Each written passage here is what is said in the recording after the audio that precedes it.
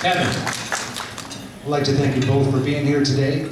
I'm a member of the Glenn Miller Orchestra. We're on the road about 46 weeks a year, 250 shows a year or more.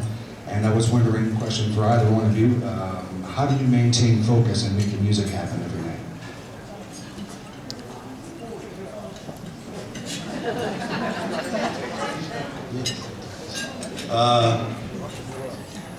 Well,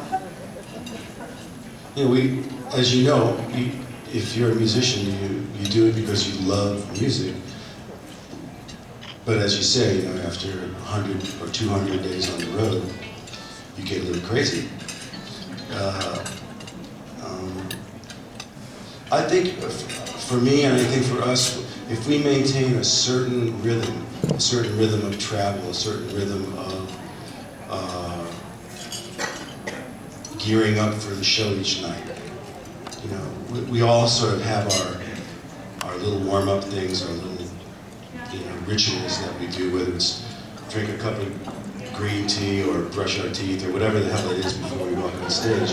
It throws that switch so that once you hit the stage, then you can't screw up. So I think that helps snap the focus in. And thankfully there's lots of us. So if one of us is having a kind of a low biorhythmic day, now there's 8 other guys to pull the load and pull me along. Yeah, the great thing is before every show, there's such a great camaraderie. At least they're fooling me so far.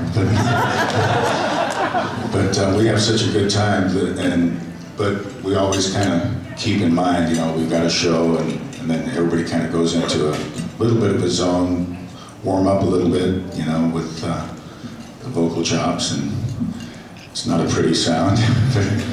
But basically, every night I look forward to playing music, so it's easy to focus. Yeah. Thank you. Susan. Hi, I'm a Yankee fan as well, Lou, from Pennsylvania though. I was trained vocally in college about 36 years ago.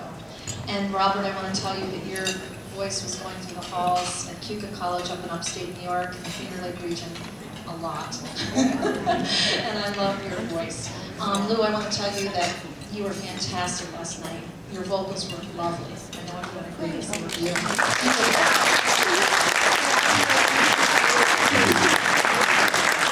The question that I have for both of you today is that right now my job is preschool music vocal instructor in Pennsylvania, and I start little 4- and 5-year-olds singing. And my question to both of you is, what were you like when you were 4- and 5-year-old kids with your fingers? Were you on the keyboards tickling those keys? And when did you start out? Did you have piano lessons? I really want to know. Well, my parents bought a piano when I was 5, and I just gravitated towards it, and I started playing nursery rhymes by ear. So I played, I don't know what it was, some Mary Had a Little Lamb, and I figured it out by ear, and they saw that I enjoyed it, and they said, well, maybe we should give them lessons. So I started taking private lessons when I was 7. And my first teacher told me I was hopeless. He hated me. The first lesson in the book, because I could already play by ear, and I was kind of advanced, and the notes kind of held me back. So I'm trying to figure out these notes, and he started yelling at me. And I almost quit. I thought, oh, this is terrible, playing piano. But I kept taking lessons, and my parents would take me from school to go to piano lessons, and I wanted to stay and play football or basketball, and they dragged me, but they knew I loved it, so they kind of pushed me to do it.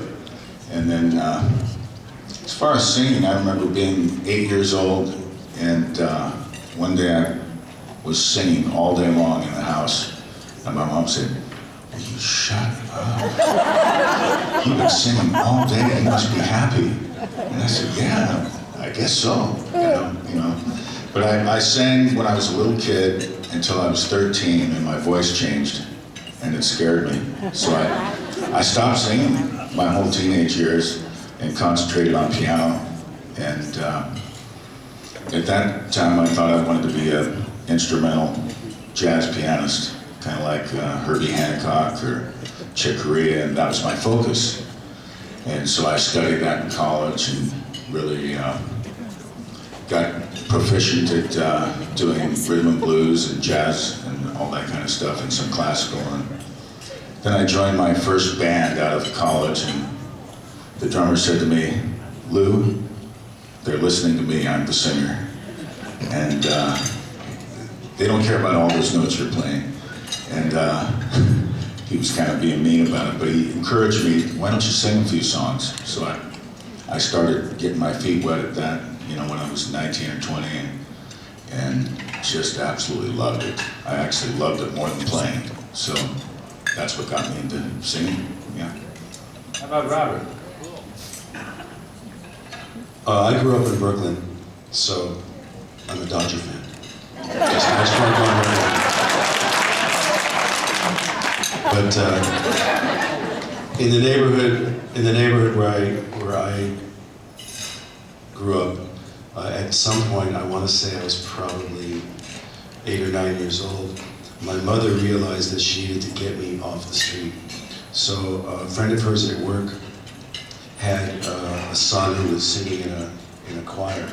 So my mother took me and sort of enrolled me in this choir, and it was the kind of it was a men's and boys choir. It was, you know, maybe 30 boys and 20 men, and it was directed by a very well-respected choir master who was also a master organist.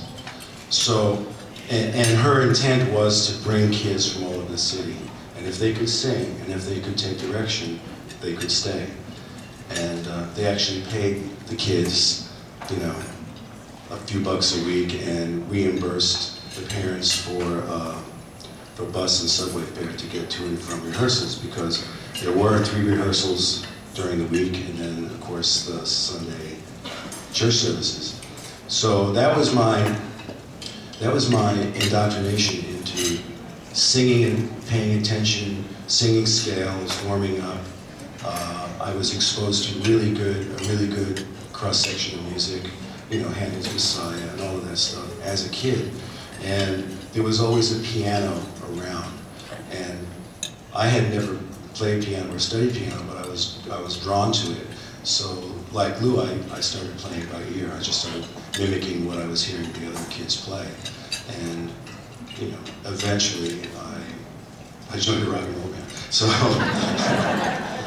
So, but those, you know, 5 or 6 years, whatever it was, I was in the choir, were really, really important to me. It really taught me a lot about music and what to listen for. Thank you.